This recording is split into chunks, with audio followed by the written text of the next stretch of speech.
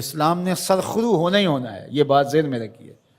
اگر کوئی بزدلی دکھاتا ہے تو وہ بزدلی کی موت مر جائے گا، لیکن اسلام نے غالب ہونا ہے۔ یہ دکھ، یہ اذیت، یہ تکلیفیں، یہ اس وقت جو حالت ہے فلسطینیوں کی، دردناک صورتحال ہے، لیکن اقبال نے کہا تھا کہ خون 100,000 انجم سے ہوتی ہے سحر پیدا۔ کتنے ستاروں کا خون ہوتا ہے، پھر جا کے سحر کا سپیدہ نمودار ہوتا ہے۔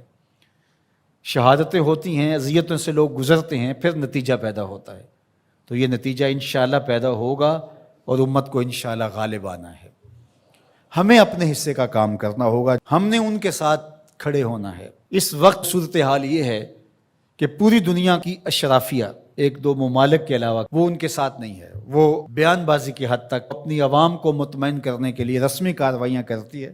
آپ دیکھ لیں پوری دنیا کے اوپر 56-57 اسلامی ممالک جو ہیں، ان کے حکمران، اشرافیہ اور بڑی بڑی فوجیں کہاں کھڑی ہیں۔ سفارتی سطح پہ خلوص کے ساتھ کوشش کی جائے، اور اگر لگتا ہے کہ یہ کوششیں بارآور نہیں ہوں گی تو ہمارے پاس یہ راستہ موجود ہے جہاد کا۔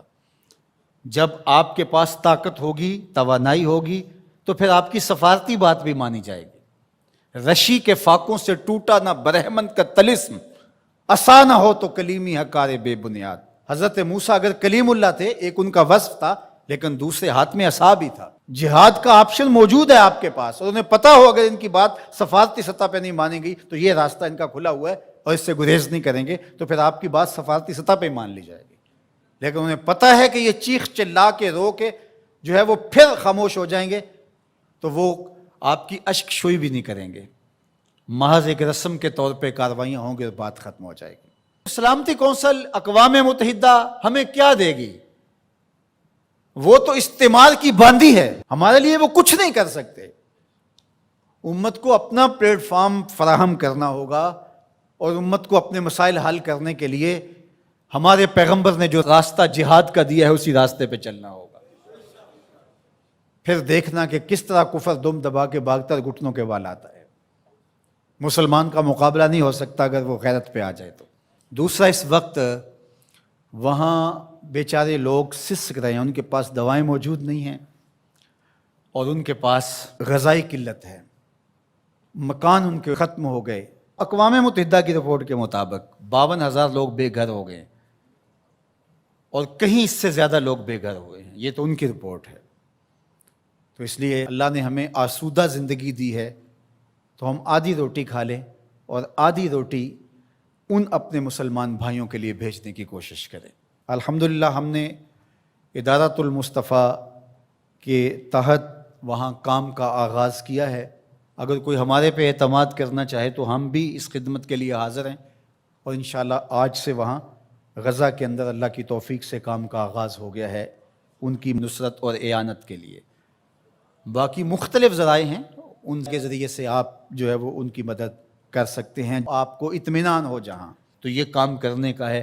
اس وقت سوشل میڈیا اور دیگر جو ابلاغ کے ذرائع ہیں وہ بہرحال اس دور کے اندر مؤثر ہیں، اور ان کے ظلم کو، جبر کو بے نقاب کرنے کے لیے یہ ایک اچھا ذریعہ ہے۔ اور اس مرتبہ پہلی بار ایسا ہوا ہے کہ پوری دنیا کے اوپر ان کے جور و ظلم سامنے آئے ہیں۔ پہلے ان کا اپنا میڈیا تھا، میڈیا پہ قبضہ ہوتا تھا اور کچھ باہر نہیں نکلنے پاتا تھا، لیکن اس مرتبہ کیسے کیسے مناظر جو ہے وہ آپ کو دیکھنے کو مل رہے ہیں، اور لوگوں کا جذبہ اور جوش و خروش آپ کو دیکھنے کو مل رہا ہے۔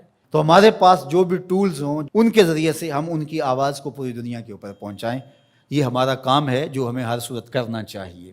اسی طرح ان کی مصنوعات کا بائیکاٹ کریں، اپنے ملک کی بنی ہوئی مصنوعات کو متبادل کے طور پہ استعمال کریں، ترکی کی مصنوعات کو متبادل کے طور پہ استعمال کریں۔ کفر کی آنکھوں میں کھٹکتا ہے ترکی، وہ چبھتا ہے ان کی آنکھوں کے اندر کہ کس طرح اس کو مٹا ڈالیں، تو ان کے ساتھ کھڑے ہوں۔ آپ سیاحت کرنے جاتے ہیں تو ترکی جائیں دیگر مغربی ممالک کی بجائے۔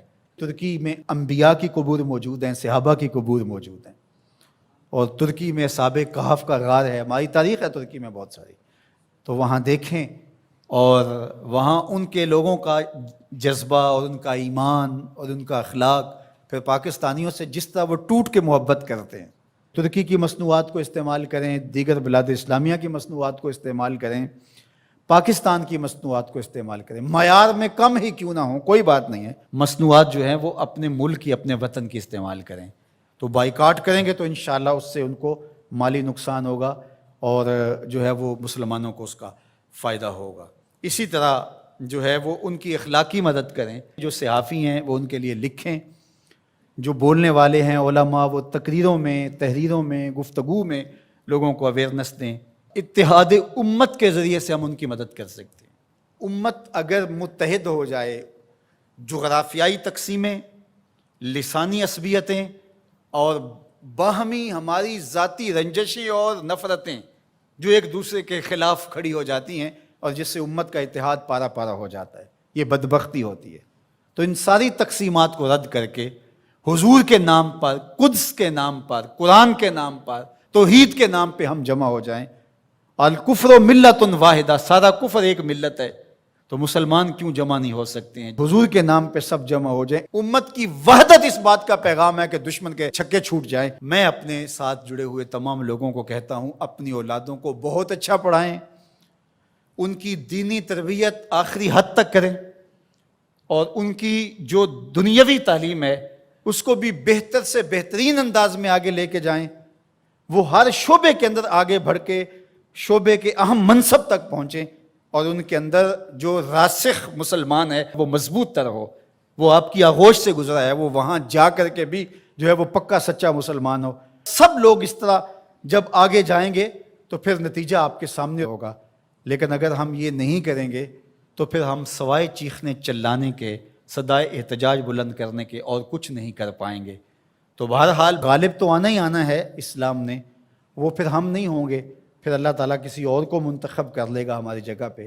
اگر ہم چاہتے ہیں کہ ہم اور ہماری نسلیں اسلام کی نشأت کے کام آئیں، اسلام کی نہضت کے کام آئیں، تو اس کام کے لیے ہم اپنی نسلوں کو، اپنی اولادوں کو، اپنے رجال کار کو تیار کریں، تاکہ پھر ان جگہ پہ کھڑے ہو کر کے دین کی نصرت اور اعانت کے فریضے کو سر انجام دیں۔